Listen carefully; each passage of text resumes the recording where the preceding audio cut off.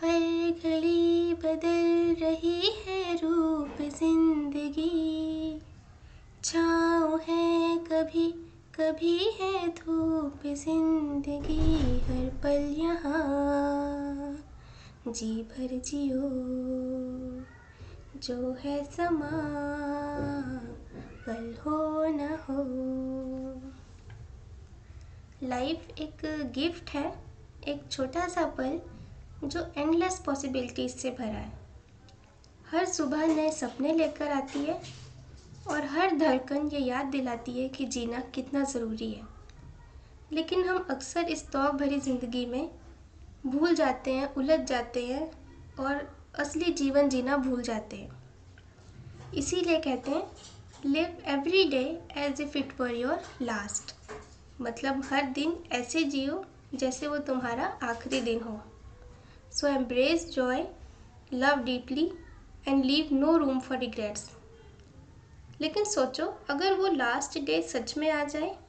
सुन के थोड़ा डर तो लगता है, बट एमिली डिकिंसन की poem because I could not stop for death में उन्होंने डेथ को एक हॉरिफाइंग फिगर नहीं बल्कि एक बहुत ही सॉफ्ट नेचर वाले कंपेनियन और आगे की जर्नी के लिए एक पीसफुल इनविटेशन की तरह शो किया है। ये पोएम आपके इंग्लिश कंपलसरी के BA 6th सेमेस्टर के सिलेबस में चैप्टर नंबर 2 में गिवन है और इसको आज हम कंप्लीट डिस्कस करेंगे। पहले हम इसकी एक्सप्लेनेशन समझेंगे। पोएम को मैं एक्सप्लेन कर दूंगी, उसके बाद हम क्वेश्चन आंसर्स करेंगे, ठीक है। और PDF नोट्स अगर आप बाय करना चाहते हो जिसमें आपको सारे चैप्टर्स मिल जाएंगे आपके इनसाइट्स टेक्स्ट बुक के BA 6th सेमेस्टर के, तो उस ई बुक का जो प्राइस है वो 60 रुपीज़ ओनली है। आप मेरे इस व्हाट्सएप नंबर पे मैसेज करके बाय कर सकते हो, ठीक है। इसमें आपको आपके सारे 9 चैप्टर्स जो है ना वो मिल जाएंगे और सिर्फ ये चैप्टर चाहिए तो उसका प्राइस 10 रुपीज़ होगा। फाइन। पहले एक इंट्रोडक्शन है एमिली डिकिंसन की poem because I could not stop for death का। Because I could not stop for death was first published under the title the chariot. सबसे पहले जब ये पोएम पब्लिश हुई थी ना तो ये द चैरियट टाइटल के अंडर पब्लिश हुई थी, इसका ये ओरिजिनल नेम नहीं है। It is one of the Emily Dickinson's best known and most commented upon poems. तो सबसे बेस्ट जो पोएम्स हैं एमिली डिकिंसन की उसमें ये पोएम काउंट होती है जिसका नाम क्या है, because I could not stop for death. ये इसका अभी नाम है या आपकी बुक में ये नेम गिवन है, बट ये इस जब पोएम पब्लिश हुई थी इसका ओरिजिनल नेम था the chariot. It reveals her habitual wit and ability to present a theme of universal significance as something deeply felt and experienced. ये पोएम उनके हैबिचुअल विट को शो करती है, मतलब उनकी जो आदत है वो इसमें साफ झलकती है कि एमिली डिकिंसन यूनिवर्सल सिग्निफिकेंस वाले थीम्स को मोस्टली प्रेजेंट करती हैं और काफ़ी डीपली फील करती हैं वो चीज़ों को। It's charm consist in the speaker the self assurance and self confidence. तो सेल्फ एश्योरेंस और सेल्फ कॉन्फिडेंस उनका इसमें साफ दिखता है। The poet writes about death as a gallant, a friend and kind companion and not as the traditionally frightening figure. तो death को हम मोस्टली एक ट्रेडिशनली फ्राइटनिंग फिगर के तौर पे देखते हैं जिससे सबको डर लगता है, लेकिन पोएट ने यहाँ पे डेथ को एक गैलेंट मतलब एक हीरो, एक फ्रेंड और एक फाइन कंपेनियन, एक साथी के रूप में देखा है। This is why the poem is free from any sentimentality even though it discusses death. तो ये किसी भी तरह की सेंटिमेंटेलिटी से फ्री है पोएम। बेशक ये डेथ को डिस्कस कर रही है लेकिन डेथ को इसमें एक अलग ही रूप में एक्सप्लेन किया है या शो किया है, ठीक है। इसकी हम एक्सप्लेनेशन पढ़ते हैं। लाइन टू लाइन एक्सप्लेन करती जाऊंगी मैं पोएम को। Because I could not stop for death, तो क्योंकि मैं डेथ के लिए नहीं रुक सकती।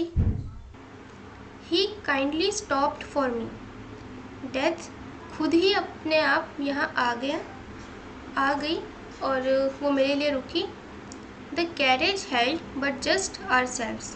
तो कैरेज में सिर्फ हम दोनों ही थे, साथ में एक कंपेनियन और था। एंड इमॉर्टैलिटी, एक तो डेथ खुद है, एक मैं हूँ, और तीसरा कौन है? Immortality. Because I could not stop for death, he kindly stopped for me. The carriage held but just ourselves and immortality. तो ये लाइंस काफ़ी क्लियर है, एक्सप्लेन करूँगी मैं अभी इनको डिटेल में। पहले इनका वर्ड्स जो है सारे क्लियर होने चाहिए।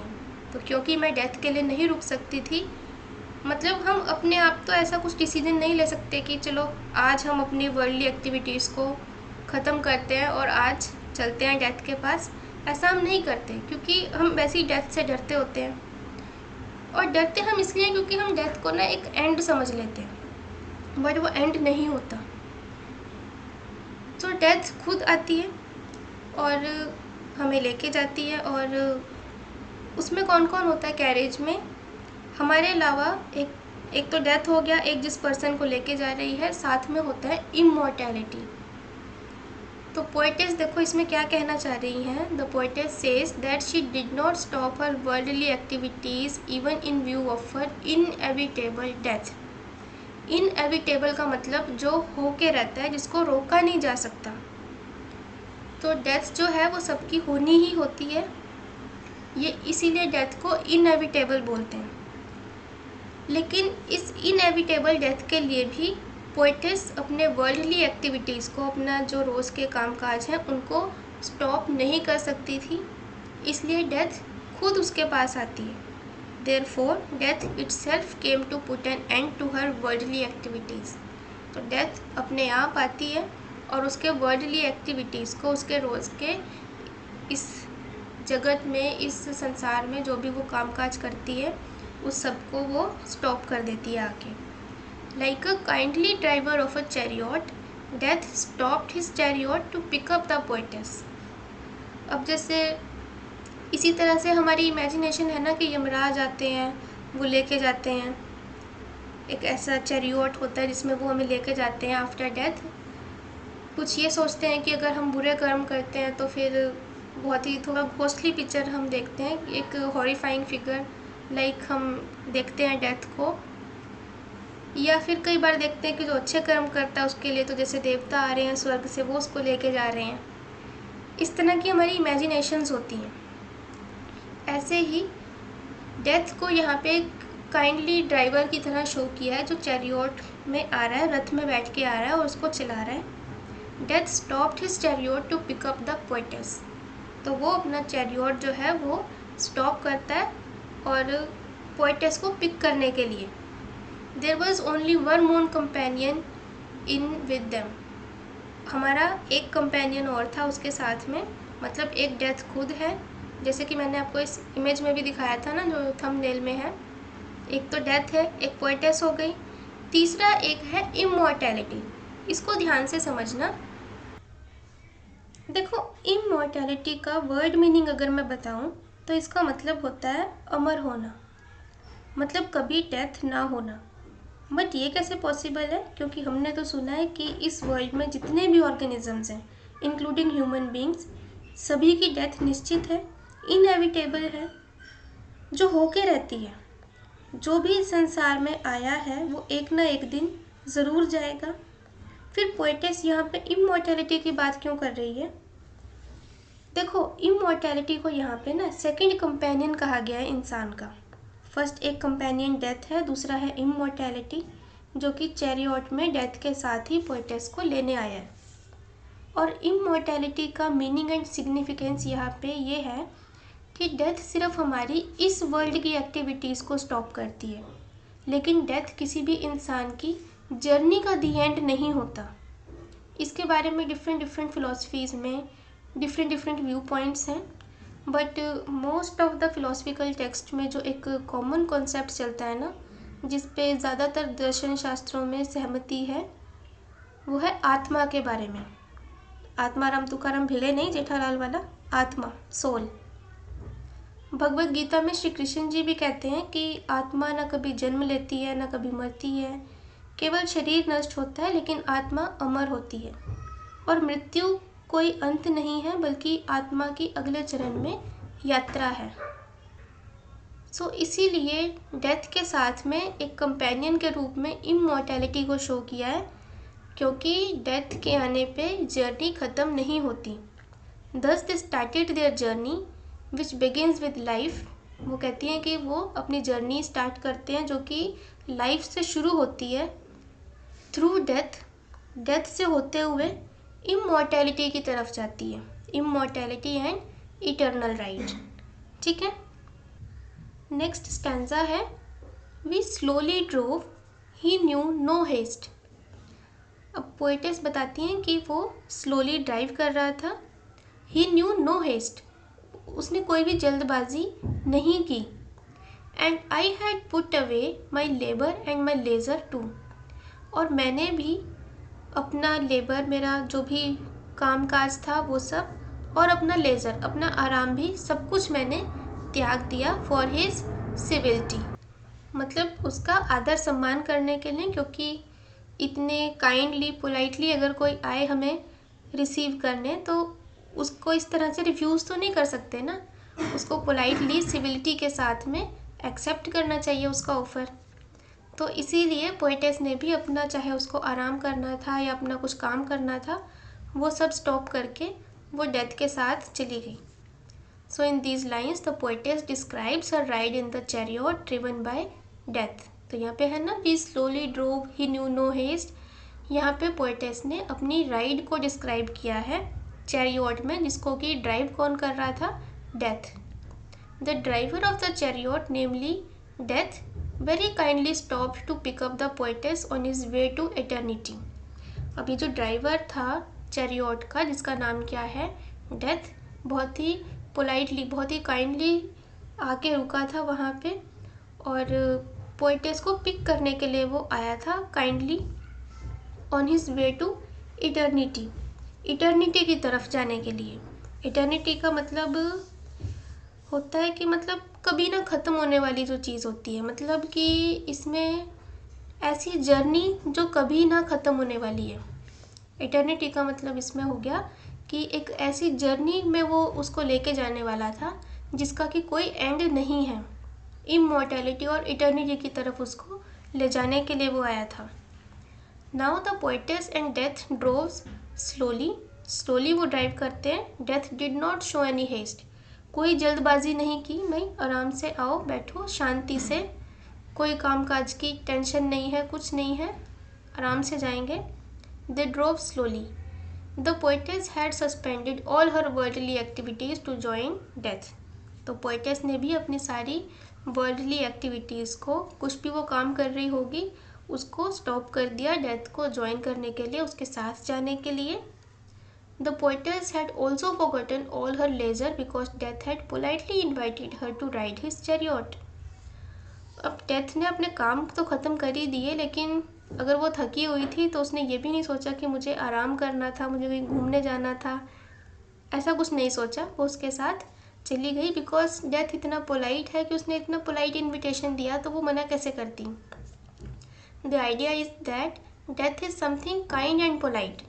तो इसमें आइडिया यही है जो शो करना चाहा है पोएटेस ने, कि death is something very kind and polite, उससे डरने की ज़रूरत नहीं है, and one should not refuse it's invitation for a ride beyond life and earth. तो हमें रिफ्यूज़ नहीं करना चाहिए उसका इन्विटेशन, जो कि एक ऐसी जर्नी की तरफ वो लेके जा रहा है जो बियॉन्ड लाइफ है, इस जगत से परे के किसी संसार में वो लेके जाती है। नेक्स्ट स्टैंजा है,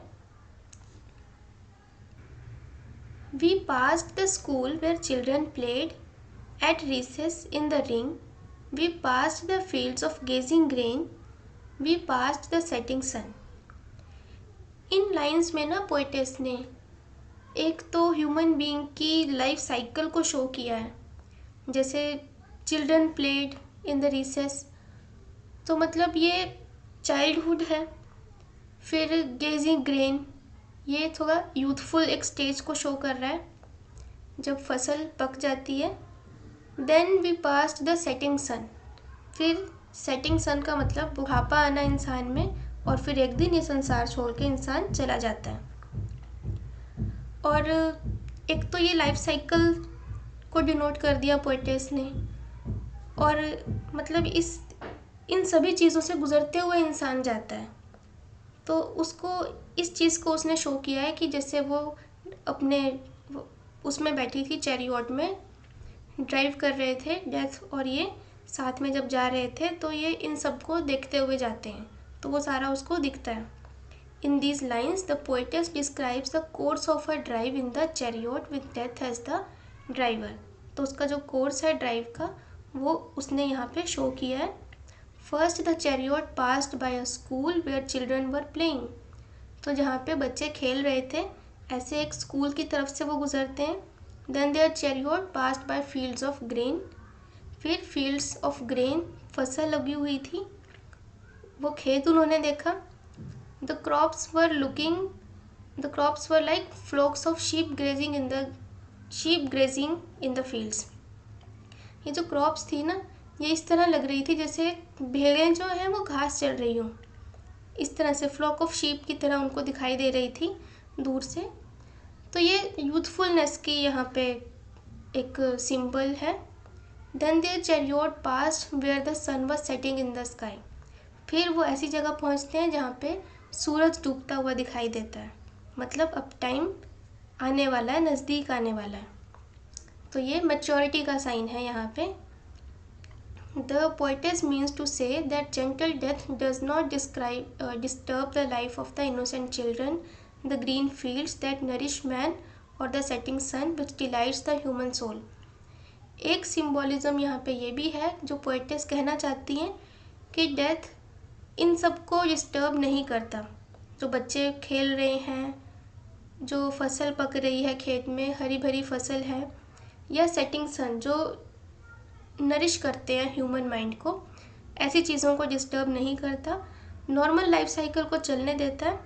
डेथ सिर्फ उनके पास आता है। Death comes up to those for whom it is the time to leave the world. Death जो है वो सिर्फ उनके पास ही आती है जिनके लिए अब समय हो गया है इस संसार को छोड़ के दूसरे संसार की ओर अपनी यात्रा को स्टार्ट करने का या रिज्यूम करने का। ठीक है, next stanza. We paused before a house that seemed a swelling of the ground. अब जाते जाते रास्ते में इन्होंने ये कुछ देखा, फिर ये कहाँ जाके रुके? We paused before a house, एक ऐसे घर के सामने रुके, that seemed a swelling of the ground, जो एक ग्राउंड की स्वेलिंग जैसा लग रहा था, मतलब ग्राउंड ही था, ऊपर को थोड़ा सा उठा हुआ था, ग्राउंड सूज गया हो जैसे, मतलब ग्राउंड में स्वेलिंग आ गई हो। The roof was scarcely visible, roof जो थी उसकी छत, मतलब उसकी छत दिखाई नहीं दे रही थी, वो इतना छोटा ही घर था, जस्ट राइजिंग ग्राउंड ही था थोड़ा सा। द कॉर्निस इन द ग्राउंड, कॉर्निस का मतलब यही ग्रेव से है, जो उसकी कब्र है, उसको यहाँ पे एक घर बताया गया है, हाउस। इस हाउस का मतलब एक्चुअल में ग्रेव है। इस लाइन्स में the poetess continues to describe her ride in the chariot with death and immortality as her companions. After passing by a school and the fields their chariot comes before a dwelling. अब अपनी ये यात्रा करते करते chariot में वो कहाँ पहुँचते हैं? एक ड्वेलिंग, एक घर की तरफ, एक घर के पास आके पहुँचते हैं। This dwelling was only a piece of rising ground. ये घर जो है इसमें ये कोई बहुत बड़ी इमारत नहीं है, बल्कि just a piece of rising ground है, थोड़ा सा उभरा हुआ एक ग्राउंड है। रूफ इसकी है ही नहीं, it had no roof over it, it had no ornamental border, as a matter of fact it was a simple grave. तो क्या है वो? सिंपली एक ग्रेव, एक कब्र है। The chariot came to stop there to pick up the soul of the dead man in that grave.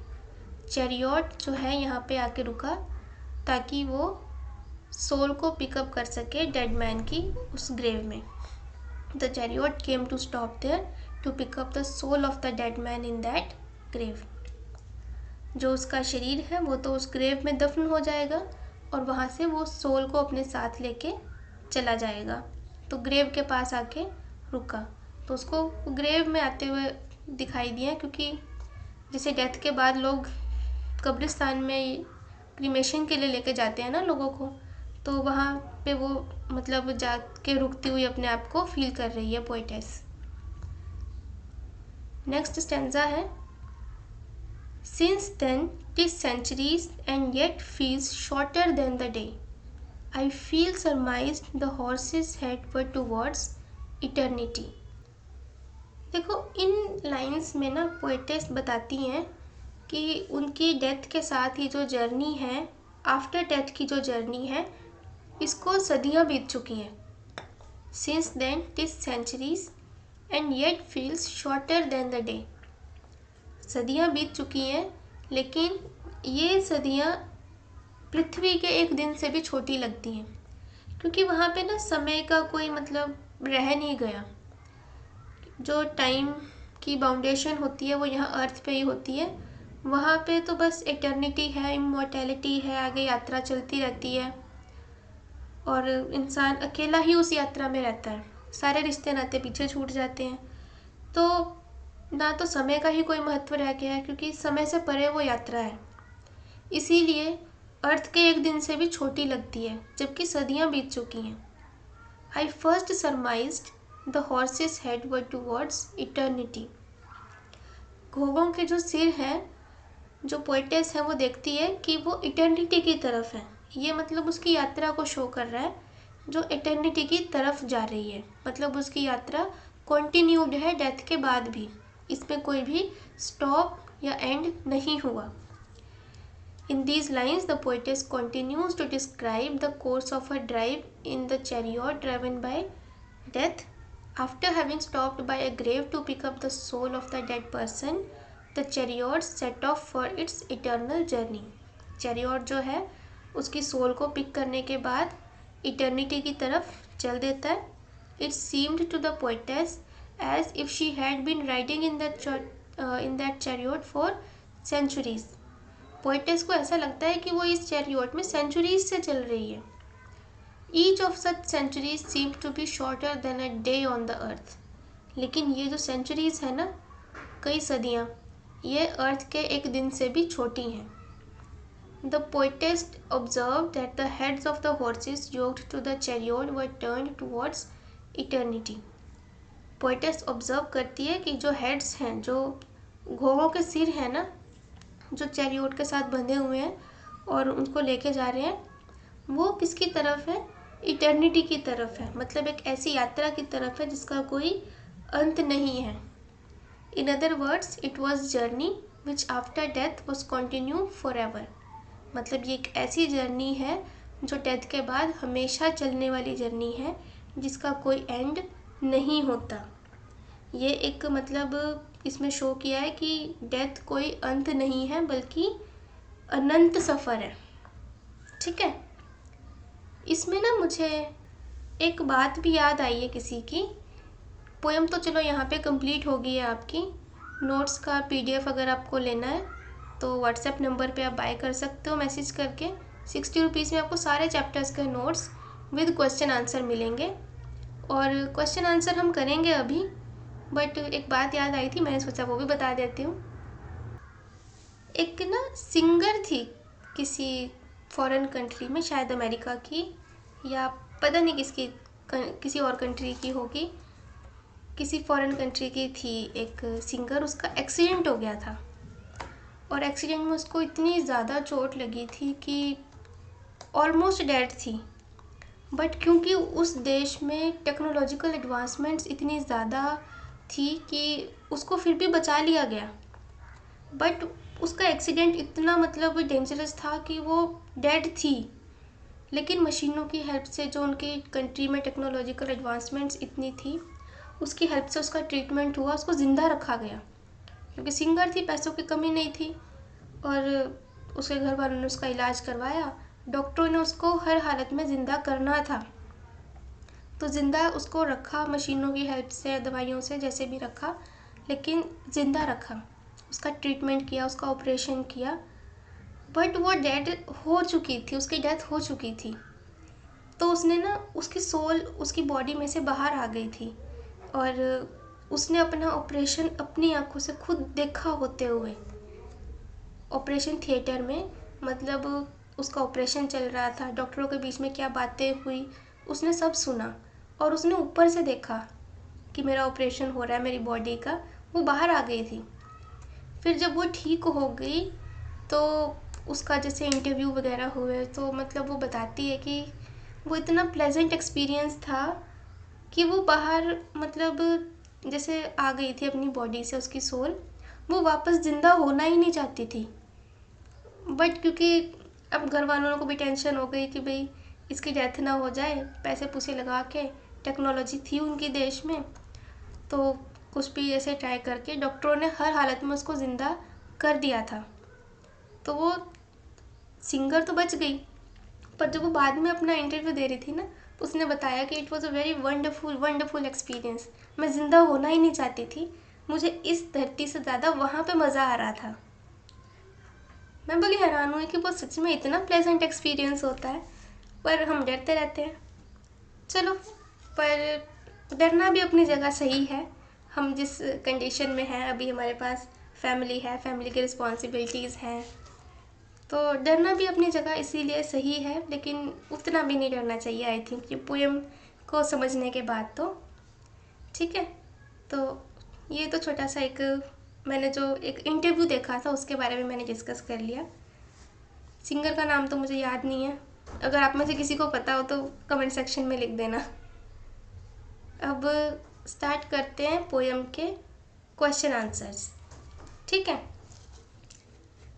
और हाँ, एक इन्फॉर्मेशन और है, पीडीएफ नोट्स का तो मैंने बता दिया था। अगर आपको पोएम समझ में आ गई है ना तो प्लीज़ लाइक किए बिना मत जाना, बिल्कुल भी लाइक ज़रूर कर देना, ठीक है। उल्टा बोलने लगी थी शायद मैं, लाइक ज़रूर कर देना, लाइक किए बिना मत जाना यहाँ से। और फ्रेंड्स के साथ जितना हो सके, जितने भी फ्रेंड्स हो आपके, सबको बोलो लाइक करो, शेयर करो, ठीक है। फर्स्ट क्वेश्चन है एनोटेट द फॉलोइंग का फर्स्ट पार्ट है the carriage held but just ourselves and immortality. अभी पोएम में आई थिंक फर्स्ट स्टेंजा में है ये लाइन। कैरेज में कौन कौन है? जस्ट हम दोनों हैं, एक डेथ और एक मैं, और तीसरा कौन है? Immortality. The carriage referred to in the first line is the chariot that death had brought with him to take the speaker the eye of the poem। इसमें जो कैरेज है इसका मतलब क्या है? चैरियोट। वो चैरियोट जो डेथ लेके आया है स्पीकर को, जो आई है पोएम में स्पीकर, उसको साथ ले जाने के लिए। As it was the speaker who had died the carriage was brought only for her. तो क्योंकि इसमें स्पीकर ही है पोएम की जिसकी डेथ हुई है, तो ऑब्वियसली उसी को लेने के लिए वो कैरेज या चैरियोट आया है। However the other companion in the chariot was immortality.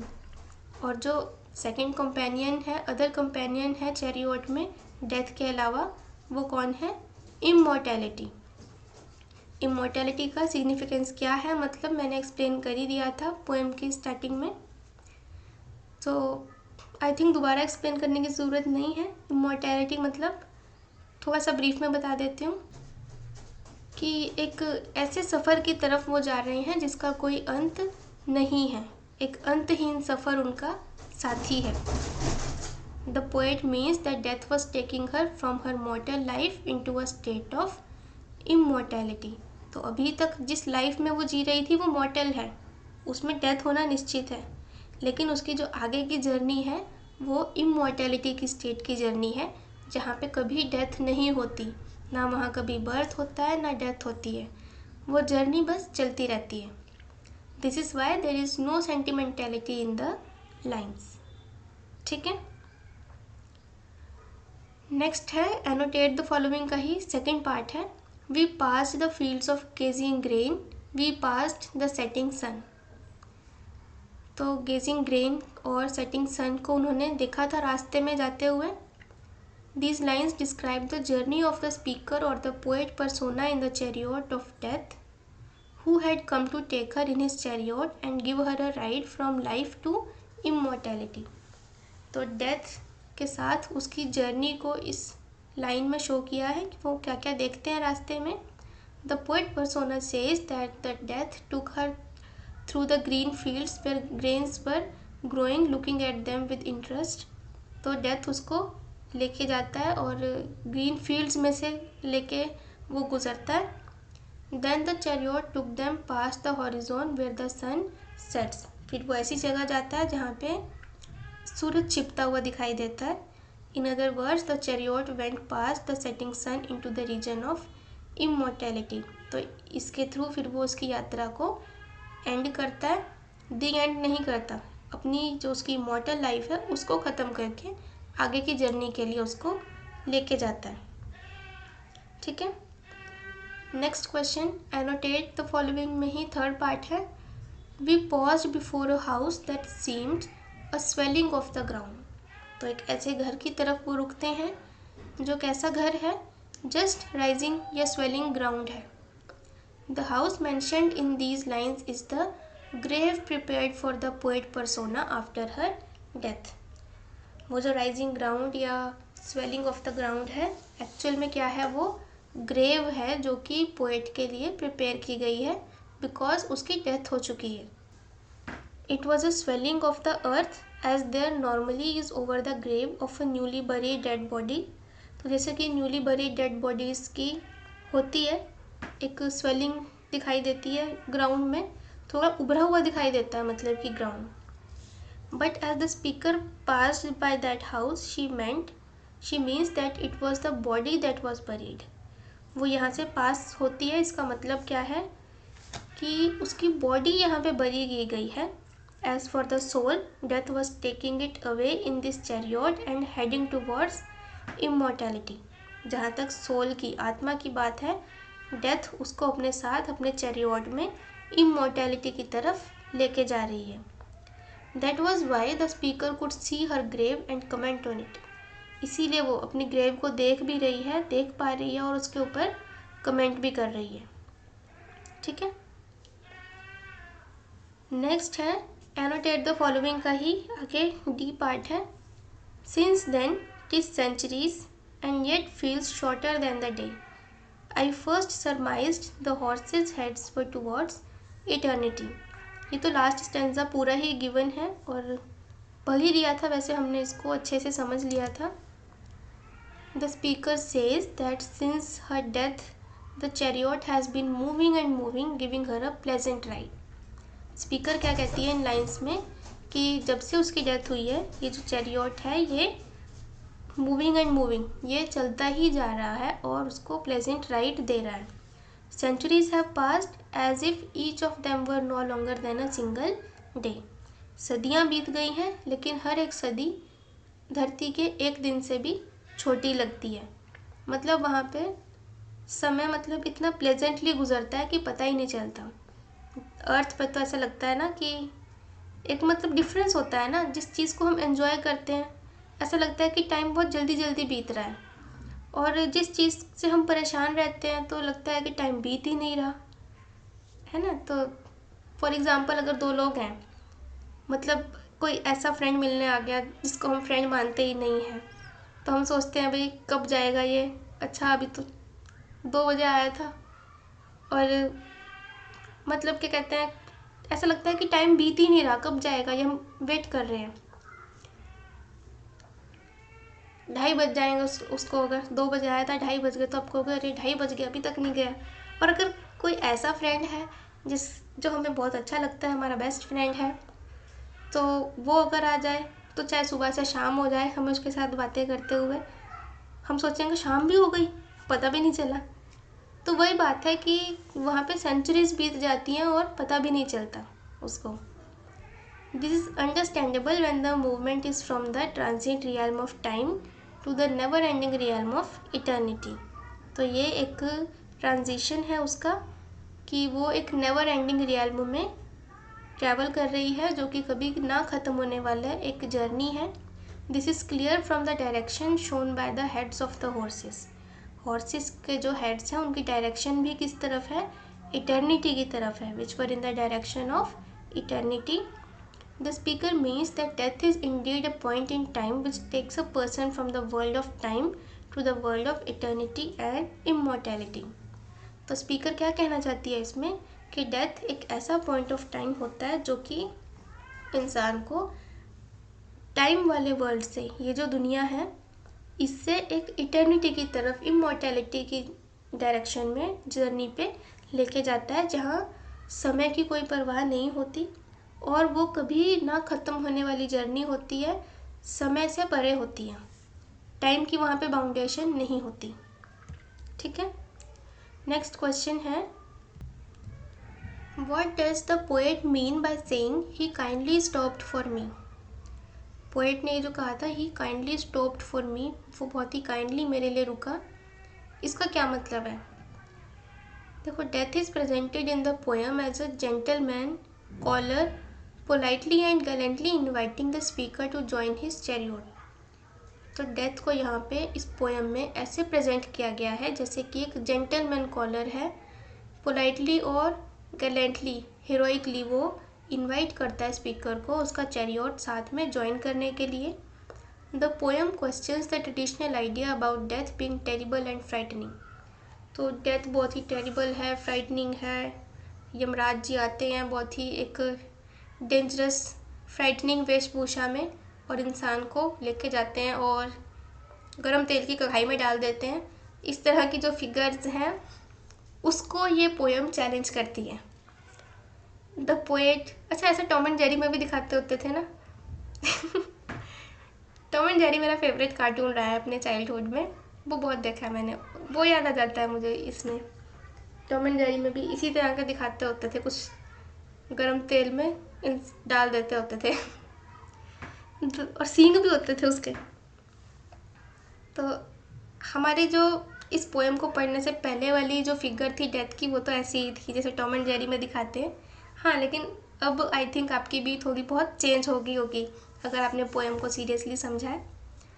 The poet describes death as a gallant gentlemanly caller who invites the poet in the same way as a lover would invite his sweetheart to go with him for a long ride। तो ये इसी तरह से उसको invite करता है जैसे एक लवर अपनी स्वीट हार्ट को लॉन्ग राइड पे घूमने जाने के लिए इनवाइट करता है। The description of death as a gallant and lover saves the poem from being sentimental. तो इस तरह का जो डिस्क्रिप्शन है डेथ का, वो इसको नॉर्मल जो ट्रेडिशनल सेंटिमेंट है उससे दूर रखता है। अच्छा, ये जो मैंने अभी बताया कि डेथ ने ऐसे इनवाइट किया, like a lover would invite his sweetheart to go with him for a long ride. तो जो लोग इस तरह घूमने गए हैं वो कहाँ घूमने गए थे, ये ज़रा एक बार कमेंट सेक्शन में कमेंट ज़रूर करना। औरों को भी पता लगना चाहिए ना कहाँ कहाँ बढ़िया घूमने की जगह है, तो हम भी जाएंगे, पता लगना चाहिए, थोड़ा नॉलेज मिलेगी। ठीक है, अब चलो नेक्स्ट क्वेश्चन करते हैं। What does the poet do when she rides away slowly with death? तो पोएट क्या कर रही थी जब वो स्लोली डेथ के साथ ड्राइव कर रही थी, तो अपना उसका एक्सपीरियंस लिखना है। द पोएट डिस्क्राइब्स हर, या पोएटेस लिख देना क्योंकि वो लड़की है। Poetess describes her experience in the chariot of death as a pleasant experience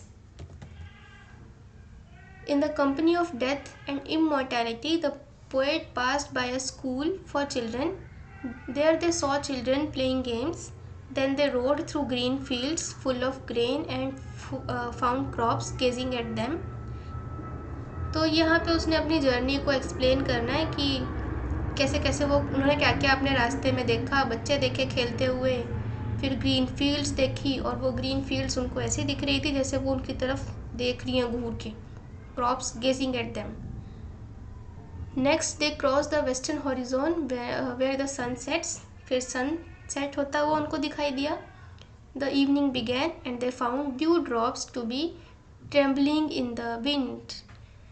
Dew drops का मतलब यहाँ पे ये है कि उनको ना dew drops, जो ओस की बूंदें होती हैं ना, वो दिखाई दी। जब शाम होती है तो उनको दिखाई दिया, मतलब लगा कि ड्यू ड्रॉप्स जो है वो ट्रेम्बल कर रही हैं विंड में। The ride of course has been going on since then because it is a ride from time to eternity. Dew drops का मतलब है कि जब इंसान की डेथ हो जाती है ना तो वो ठंडा हो जाता है, मतलब वो उसको ठंड लगती है, ठंडा फील करता है, उसकी जो बॉडी का टेम्परेचर है वो बहुत ठंडा हो जाता है। तो ड्यू ड्रॉप्स मतलब ठंडक का एहसास दिला रहा है उसको। ठीक है, नेक्स्ट क्वेश्चन है what do the sights seen by the poet during the carriage ride represent. Same question है, रीड कर लेते हैं एक बार, वही साइट्स को एक्सप्लेन करना है। During her ride with death and immortality in the carriage the poet sees several sights. The imagery of children playing in the ground suggest childhood. अब ये जो बच्चे खेल रहे हैं ग्राउंड में, ये चाइल्डहुड को सजेस्ट कर रहा है, चाइल्डहुड की एक इमेजरी है, बचपन की। The image of the grain standing erect in the fields and gazing at beholder suggest a period of maturity and ripeness. अब जो ग्रेन उनको दिखाई देती है, फसल दिखाई देती है, खड़ी हुई पकी हुई फसल है, वो मैच्योरिटी और राइपनेस को शो कर रही है। The image of the setting sun in contrast provides an image of the evening और द सनसेट ऑफ लाइफ। ये जो सेटिंग सन की इमेज है ना, ये लाइफ के भी सनसेट की इमेज है कि अब टाइम आने वाला है। In this way, the sights seen by the poet during her ride in the carriage refer to three distinct stages of life. ये जो 3 distinct stages है लाइफ की, उनको शो करती हैं ये इमेजेस। इसमें चाइल्डहुड, अडल्टहुड और old age. Image of the grave suggest death. फिर फाइनली ग्रेव की जो इमेज है वो डेथ को डिनोट करती है। नेक्स्ट है what makes the poet shiver and feel cold. After the chariot had crossed the western horizon and witnessed the setting of the sun, the evening began. अब poet को ठंड क्यों लग रही है? क्योंकि चैरियट जब चल रहा था अपनी जर्नी पे तो वो एक जगह पहुंचते हैं जहाँ पे शाम होने लगती है और सूरज ढलने लगता है। They found cold dew drops trembling in the wind. उनको cold dew drops की फीलिंग होती है। The speaker was dressed in a very thin gossamer gown. और ये जो स्पीकर है ना, उसने बहुत ही एक पतला सा गाउन पहना हुआ है। And for her scarf she had only a fine silk net. Scarf के लिए एक छोटा पतला सा सिल्क का नेट है, meaning thereby that she was wearing the dress of the soul. मतलब अब उसने सोल वाले कपड़े पहन लिए हैं, उसके पास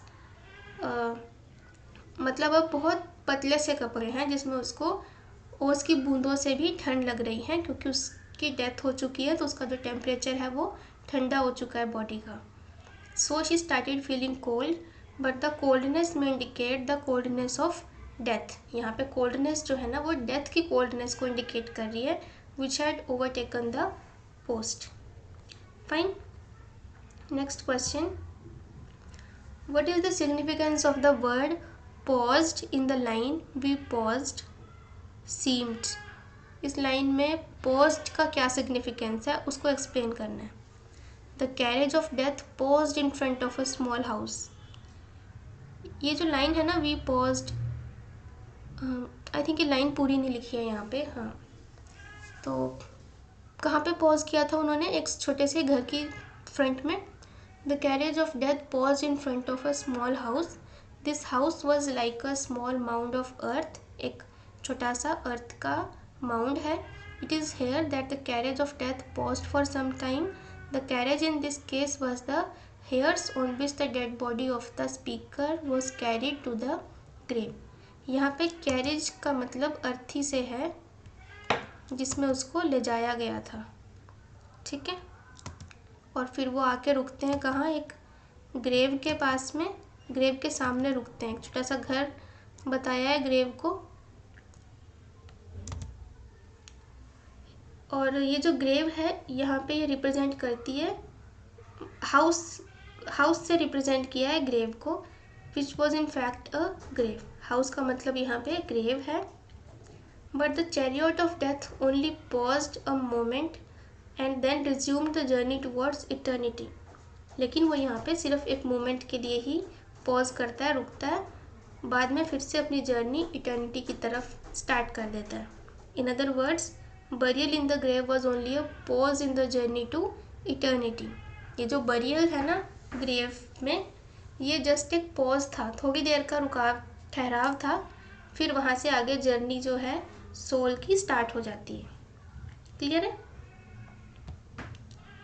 next question, where does the carriage ride lead the poet? Carriage ride जो है वो पोएट को कहाँ लेके जा रही है, कहाँ लेके जाती है?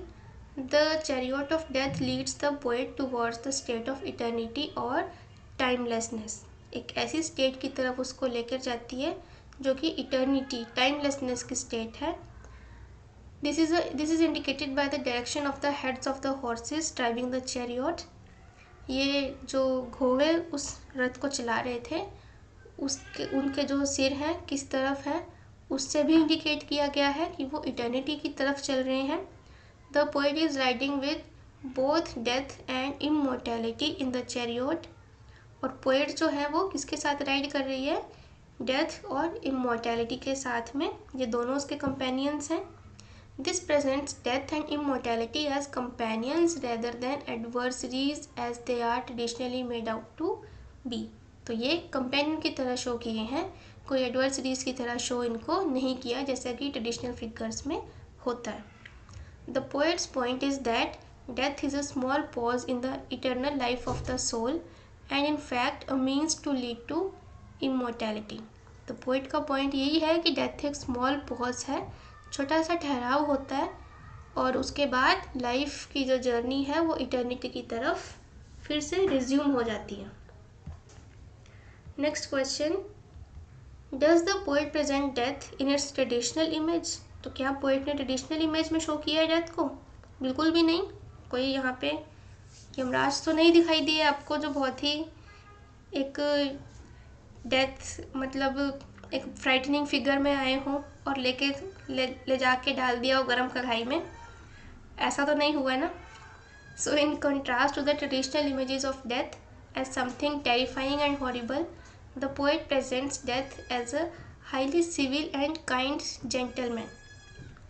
तो डेथ को यहाँ पे ट्रेडिशनल इमेजेस के कॉन्ट्रास्ट में एक बहुत ही हाईली सिविल और काइंड जेंटलमैन के रूप में प्रेजेंट किया है। The invitation to the poet to join the chariot is indeed an invitation to death. तो वो डेथ के लिए इन्वाइट करता है even, but the offer is made in a kind manner. तो एक बहुत ही काइंड मैनर में ये ऑफर किया गया है डेथ के द्वारा। The poet believes that death is nothing but a transition between life and immortality. तो डेथ क्या है? कुछ नहीं है, बस एक ट्रांजिशन है लाइफ से इमोर्टैलिटी की तरफ। So she depicts it as a friendly and chivalrous gentleman offering a lift to a lady. तो जैसे एक लेडी को लिफ्ट दे रहा है जेंटलमैन, इस तरह से उसने उसको शो किया है। अच्छा, आपने वो सीरियल देखा है? एक बहुत पहले आता होता था, शायद सब पे आता था, यम है हम। उसमें भी सेम यही कॉन्सेप्ट है। किस किस ने देखा है बताना मुझे कमेंट्स में। बात करते रहा करो कमेंट सेक्शन में। कमेंट सेक्शन है किस लिए? बात करने के लिए। वैसे तो हम आपस में, क्योंकि ऑनलाइन मीडियम में है, डायरेक्ट बात तो नहीं कर सकते, बट कमेंट सेक्शन में ही सही बात किया करो। मुझे भी अच्छा लगेगा, मुझे और मोटिवेशन मिलेगा और वीडियोज़ लाने के लिए। ठीक है। Next question, do you think that the speaker is dead or is she describing an imaginary ride with death? अब देखो, सच में तो डेड जो होगा वो इस तरह से इमेजिन नहीं कर सकता, अपने बारे में तो नहीं लिख सकता, इमेजिनरी राइड है जस्ट। ठीक है। The speaker is of course an imaginary creation of the poet. Poet की एक इमेजिनरी क्रिएशन है। The journey to and through death is describe in such a way that the whole thing appears to be a kind of flashback. एक बहुत ही kind flashback की तरह इस journey को दिखाया गया है। It is towards the end of the poem that we come to know that the lift offered by the gallant death was to the speaker's grave. बाद में हमें पता लगता है कि ये जो लिफ्ट थी ये स्पीकर की ग्रेव को दी गई थी। And as the speaker has been in the chariot for centuries and centuries, the implication is that the speaker died long ago. और ये जो बताया था ना कि सेंचुरीज एंड सेंचुरीज बीत चुकी हैं, मतलब ये जो डेथ हुई थी ये बहुत पहले हुई थी और अभी तक उसकी जो राइटिंग है वो चल रही है। ठीक है। तो ये जस्ट एक इमेजिनरी सिचुएशन है, इमेजिन किया है पोएट ने इस तरह से। Fine. Next last short question है ये, how is this poem about death different from the general view of death. कैसे ये डिफरेंट है डेथ के जनरल व्यू से। Traditionally death is thought of and presented as something horrible, awe inspiring and undesirable. Horrible होती है, डर लगता है, कोई भी नहीं चाहता कि डेथ आए, डेथ से सब बचना चाहते हैं। ऑ इंस्पायरिंग, बहुत डरावनी होती है। Traditionally the poet has changed this traditional view entirely, लेकिन पोएट ने इस व्यू पॉइंट को बिल्कुल चेंज कर दिया है। Emily Dickinson has presented death as chivalrous gallant offering a lady a ride in his chariot. Secondly, death is presented traditionally as the opposite of immortality. तो death को usually हम immortality का opposite समझते हैं, क्योंकि इमॉर्टैलिटी का मतलब तो है एक कभी ना ख़त्म होने वाली यात्रा, अमर होना, एक अनंत यात्रा। बट डेथ को हम समझ लेते हैं कि डेथ से तो सब कुछ ख़त्म हो जाता है, तो ट्रेडिशनली उसको अपोजिट प्रेजेंट किया जाता है इमॉर्टैलिटी का। बट ऐसा होता नहीं है, डेथ के बाद भी जो जर्नी है सोल की वो कंटिन्यू रहती है। But the poet presents death as a transition from life to immortality, लेकिन लाइफ से इमॉर्टैलिटी में जस्ट एक ट्रांजिशन है डेथ, इसको पोएट ने बहुत ही अच्छे से प्रेजेंट किया है। This is why death and immortality are seen in the same chariot. तो क्योंकि ट्रेडिशनली इनको अपोजिट समझा जाता है, लेकिन इसीलिए पोएट ने इस ट्रेडिशन को तोड़ा है और इन दोनों को ना सेम चैरियट में दिखाया है। ठीक है जी, शॉर्ट क्वेश्चंस तो यहाँ पे कंप्लीट हो गए हैं। अब लॉन्ग क्वेश्चंस हैं कुछ, इनको भी कर लेते हैं। कुछ ये 4-5 लॉन्ग क्वेश्चंस हैं। How does the poet personify death in because I could not stop for death. देखो क्वेश्चन में पूछा गया है कि पोएट ने डेथ को कैसे पर्सोनिफाई किया है। पर्सोनिफाई का मतलब होता है कि किसी नॉन लिविंग थिंग को ह्यूमन क्वालिटीज़ देना। मतलब कोई ऐसी चीज़ है जो नॉन लिविंग है, कोई एक वस्तु है, लेकिन हम उसको ह्यूमन क्वालिटीज़ दे के शो करते हैं। तो एमिली डिकिंसन की poem because I could not stop for death में भी ह्यूमन क्वालिटीज़ दी हैं डेथ को, जो कि असल में कोई ह्यूमन बीइंग तो नहीं ही है ना। डेथ जस्ट एक फिनोमिना होता है, फीचर भी नहीं, फिनोमिना है जो एक इंसान की लाइफ में, उसकी जर्नी में आता है। सॉरी, लाइफ में नहीं, जर्नी में।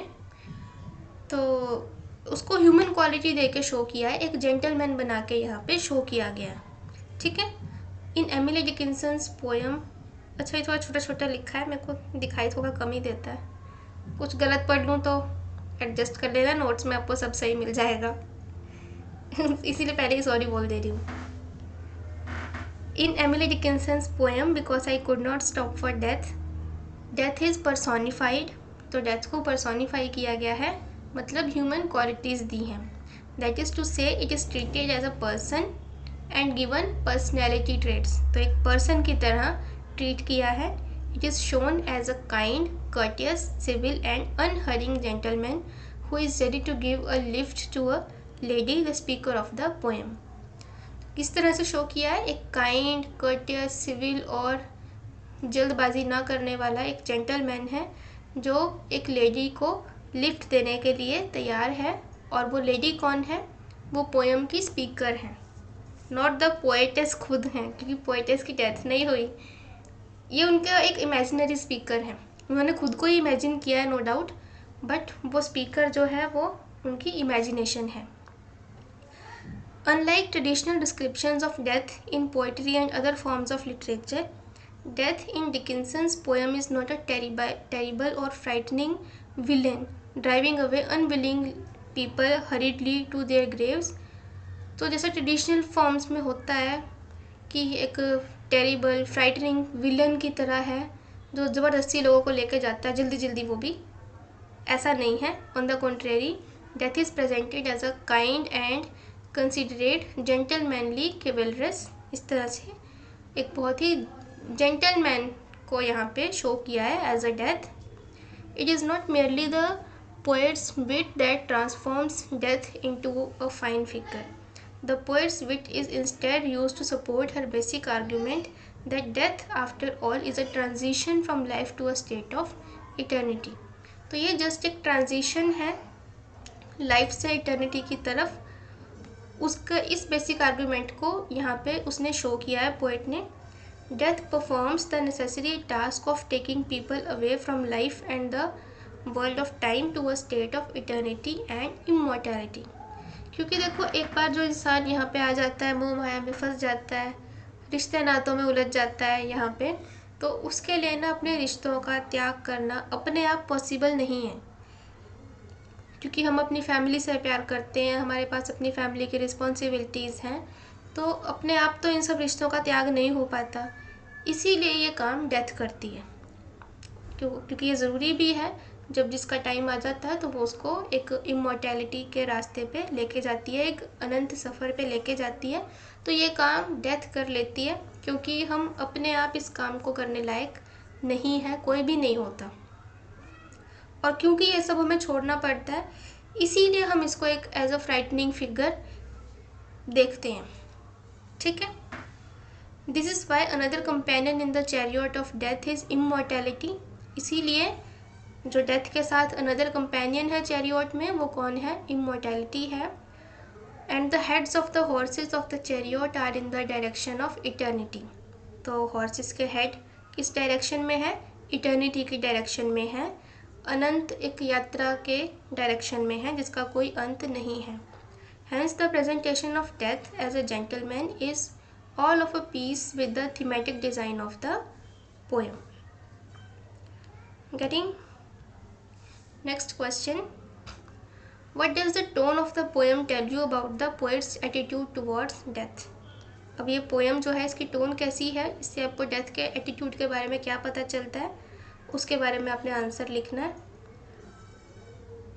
वैसे आई थिंक ये सब क्वेश्चंस इतने इम्पोर्टेंट हैं नहीं। चलो 5 क्वेश्चंस हैं, कर लेते हैं, जब दिए हुए हैं यहाँ पे आपकी बुक में और मैंने आंसर भी लिख दिया इनका, तो कर लेते हैं। बट अगर आप स्किप करना चाहते हो तो यहाँ से आप कर सकते हो, क्योंकि शॉर्ट क्वेश्चंस ही आते हैं इसके मोस्टली।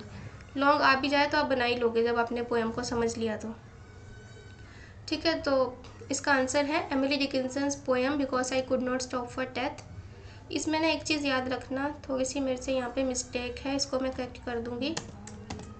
ये स्पेलिंग ठीक लिखना, ये फर्स्ट लेटर ना इनका बड़ा आना चाहिए, 4 का छोटा आएगा बस। ठीक है। Emily Dickinson's poem because I could not stop for death is a witty and unsentimental treatment of death.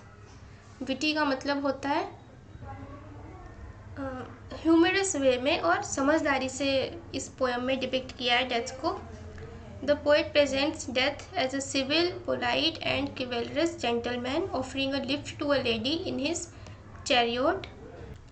The purpose of presenting death as a kind gentleman and the journey to death as a kind of joyride with the lover is to show that death is not something to be afraid of. तो purpose इस तरह से present करने का यही है कि death से कोई डरने की ज़रूरत नहीं है, जस्ट एक दो लवर्स जैसे राइड कर रहे हैं, घूमने जा रहे हैं लॉन्ग ड्राइव पे, ऐसा ही है। It is nothing but only a transition from life to immortality. तो बस कुछ नहीं है, डेथ एक ट्रांजिशन है, लाइफ से इमॉर्टैलिटी में ट्रांजिशन होना। It is death which takes a human being from the world of time and mortality to the world of eternity, the state of timelessness and immortality.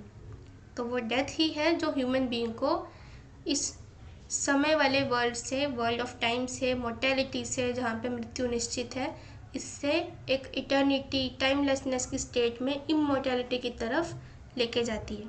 This is why death and immortality are shown as travelling in the same chariot. Traditionally people think of death as something terrible and chilling, but the poet changes her stance and presents death as a chivalric young man who gives the lady a pleasure ride in his chariot and takes her to eternity. For this reason, the poet presents death as a consummation devotedly to be wished.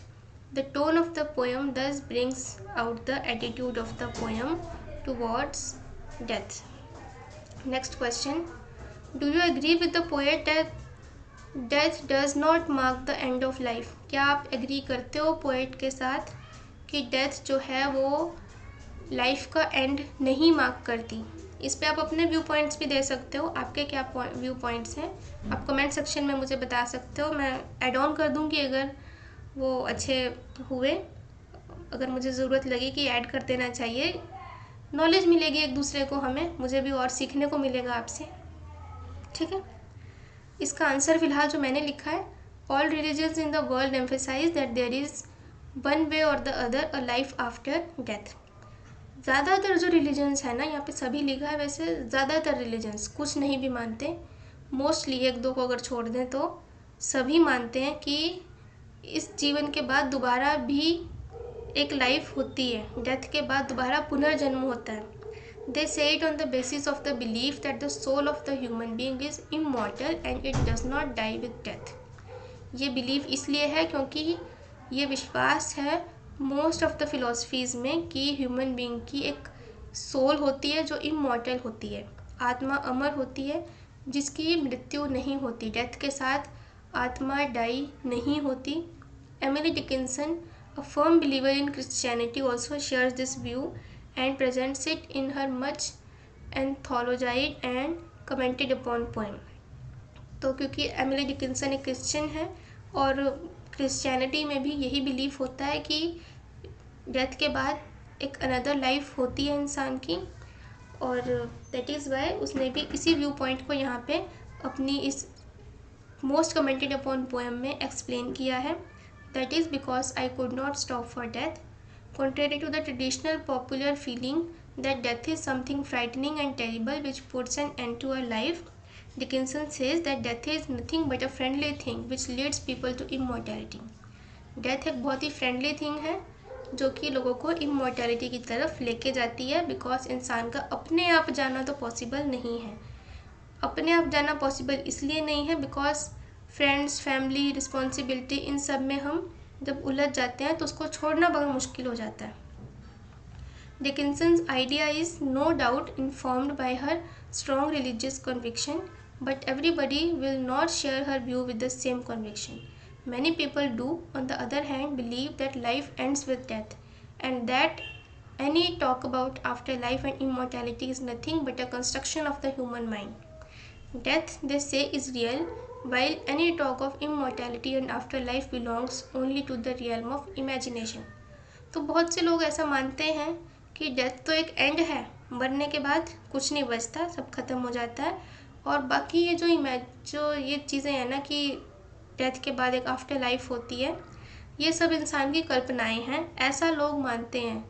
लेकिन ये बहुत कम लोग मानते हैं, ज़्यादातर तो यही मानते हैं कि आत्मा अमर है, उसकी जर्नी जो है वो कंटिन्यूड रहती है। डेथ दे से is real while any talk of immortality and afterlife belongs only to the realm of imagination. Personally, I am more inclined to the second view and would say that all religious systems are nothing but formulations of the human mind. As the poet Ghalib succinctly remarked, we know the reality about the heaven and afterlife, but it is a good idea to console and comfort our mind. देखो, reality में ना अगर हम practically देखें तो after life हमने किसी से भी रियल में नहीं सुनी कि ऐसा कुछ होता है। प्रैक्टिकली तो हम देखते हैं कि डेथ के बाद सब एंड हो जाता है, इंसान अगर मर जाता है तो उसके बाद दोबारा नहीं आता, वहाँ पे सब खत्म हो जाता है। तो ये जो व्यू पॉइंट है ना, ये प्रैक्टिकली ज़्यादा सही लगता है। पर जैसे मिर्ज़ा गालिब का नाम आपने सुना होगा, उन्होंने एक शेर कहा था, तो वो मैं आपको बताती हूँ। गालिब साहब ने कहा था कि हमको मालूम है जन्नत की हकीकत, लेकिन दिल को खुश रखने को गालिब ख्याल अच्छा है। इंग्लिश में मैंने यही लिखा है, we know the reality about heaven and afterlife, but it is a good idea to console and comfort our mind. देखो, जन्नत की हकीकत क्या है ये किसी को नहीं पता, और हमें यही पता है कि इसके बारे में जाना ही नहीं जा सकता, किसी को कुछ नहीं पता, लेकिन जन्नत होती है, ये ख्याल दिल को खुश रखने के लिए अच्छा है। गालिब ऐसा कहते हैं। मुझे बहुत अच्छा लगता है पर्सनली ये शेर। हमको मालूम है जन्नत की हकीकत, लेकिन दिल को खुश रखने को गालिब ख्याल अच्छा है। तो जन्नत की हकीकत मतलब डेथ के बाद ये आफ्टर लाइफ, ये हेवन, ये सब क्या है हमें नहीं पता। इसके बारे में जाना ही नहीं जा सकता। डेथ के बाद एंड हो जाता है, नहीं हो जाता, कुछ नहीं कहा जा सकता, बिकॉज हमारे पास प्रैक्टिकली कुछ भी एविडेंस नहीं है। तो गालिब साहब कहते हैं कि हमको मालूम है जन्नत की हकीकत, कि वहाँ पे उसके बारे में हम जान नहीं सकते, ये हमें पता है वहाँ ऐसा कुछ है या नहीं है। सच्चाई यही है, अल्टीमेट रियलिटी, कि इसको जानना नहीं जा सकता। लेकिन क्योंकि अपने दिल को तसल्ली देनी है, उसके लिए गालिब ये ख्याल अच्छा है। मतलब जन्नत होती है, आफ्टर लाइफ होती है, डेथ के बाद जो इंसान की जर्नी है, सोल की जर्नी है, वो रुकती नहीं है, कंटिन्यूड रहती है। दिल को तसल्ली देने के लिए ये ख्याल अच्छा है। It is a good idea to console and comfort our mind. ठीक है। नेक्स्ट क्वेश्चन है, comment on the way death is personified in the poem. Death को कैसे पर्सोनिफाई किया हुआ है पोएम में? ये रिपीटेशन है, पहले भी एक पर्सोनिफाई वाला क्वेश्चन किया था, रीड कर देती हूँ एक बार। Emily Dickinson's poem because I could not stop for death describes the speaker's rendezvous with death in a witty and light-hearted manner। rendezvous का मतलब होता है एक सीक्रेट या रोमांटिक मीटिंग। डेथ के साथ जो स्पीकर की होती है उसको एक विटी और लाइट हार्टेड मैनर में इस पोएम में प्रेजेंट किया हुआ है। Death is personified as a gentleman lover taking his lady love out for a ride in his chariot. Thus a note of erotic motive is interlaced with death in a subtle manner. This motive, the image of the chariot, and the total lack of sentimentality make it one of the perfect poems about death in English literature. The speaker says that death came to her in a chariot and asked her to step into it. She left her work and leisure behind and went into the chariot. She found that there was already one more passenger in the chariot. The chariot ride then began. Death was in no hurry. The speaker had to put away her work and leisure because death was so civil and chivalrous. Thus the chariot moved through various places on the earth. It passed by a school where children were playing. Then it uh, went through a field of gazing grain, and finally to a house which looked like a mound of earth. The idea is that death comes after one has passed through childhood, adulthood, ripe age, and then the grave symbolizes by the mound. ठीक है। Getting next question. Do you think that the shift to the present tense in the last stanza has a purpose? Explain. इसमें poem ना mostly present tense में लिखी गई है, last stanza में past tense का यूज़ किया है। उसका कुछ पर्पस रहा होगा, इसको एक्सप्लेन करना है। In Emily Dickinson's poem because I could not stop for death there is a shift from the past to the present tense in the last stanza. Sorry, past में लिखी गई है मोस्टली, लास्ट स्टैंजा में आते आते present में हो गया। The shift is quite significant and is all of a peace with the central theme of the poem, namely that death is a doorway to immortality. The poem describes the visits of death as a call by a gentleman lover who take his lady love for a ride in his chariot. The poet means that death, which people are usually so much afraid of, is after all one point in a man's journey to immortality. Indeed, it is death which helps one reach that stage. The last stanza therefore shows the speaker as having already reached the state of immortality. The speaker of the poem says that since her journey in the chariot of death started long ago, the chariot has been moving for centuries. Still time appears to be even less than a day. This is understandably so because the ride, after all, is in a timeless state. The speaker says that when she looked carefully at the heads of the horses driving in the chariot, she realized that the chariot was moving in the direction of eternity as a state of timelessness. This is a witty way of saying that death is, after all, necessary step towards reaching immortality. This is why death and immortality are made companions in the poem. Same वही repetition है वैसे तो, इसलिए मैंने read कर दिया। Simple language में मैं एक बार इसको एक्सप्लेन कर देती हूँ। पास्ट टेंस से प्रेजेंट टेंस की तरफ शिफ्ट किया है पोएटेस ने, क्योंकि पहले उसने ना अपनी सारी जर्नी बताई है। इसमें मैं एक बार दिखा देती हूँ पोएम में कि पहले जो उसने अपनी जर्नी को एक्सप्लेन किया है ना, कैसे एक्सप्लेन किया है वो सारा बताती है कि मतलब ये हुआ। तो ये सारा पास्ट टेंस में लिखा गया है। The carriage held but just ourselves, फिर वी स्लोली ड्रोव, ये सारा पास्ट टेंस में है कि ऐसे हमने किया, हम ऐसे वहाँ से गुजरे, वो लेने मुझे इस तरह से आया था, वहाँ पे हमने पॉज किया। लेकिन लास्ट में आते आते प्रेजेंट टेंस की तरफ ये जो ट्रांजिशन हुआ है, क्योंकि फिर वो अब का बता रही है कि अब इतना टाइम हो गया है, अभी भी सेंचुरीज बीत गई हैं लेकिन कम लगता है, ऐसा लगता है कि कुछ दिन बीते हैं, टाइम का पता ही नहीं चलता। तो यहाँ पे वो प्रेजेंट टेंस में उसने शो किया है, क्योंकि उसने पहले अपनी बीती हुई बातें बताई है, फिर वो अब का बता रही है, अपनी जर्नी उसने यहाँ पे शो की है। ठीक है जी। तो यहाँ पे आपकी ये जो पोएम है ना, because I could not stop for death, ये सारी आपकी बिल्कुल कंप्लीट हो गई है। सारे चैप्टर्स आपके BA 6th सेमेस्टर के इंग्लिश कंपलसरी के जो 9 चैप्टर्स हैं आई थिंक, इन सभी का एक PDF में आपको ई-बुक मिल जाएगी 60 रुपीज़ में, इस व्हाट्सएप नंबर पे मैसेज करके।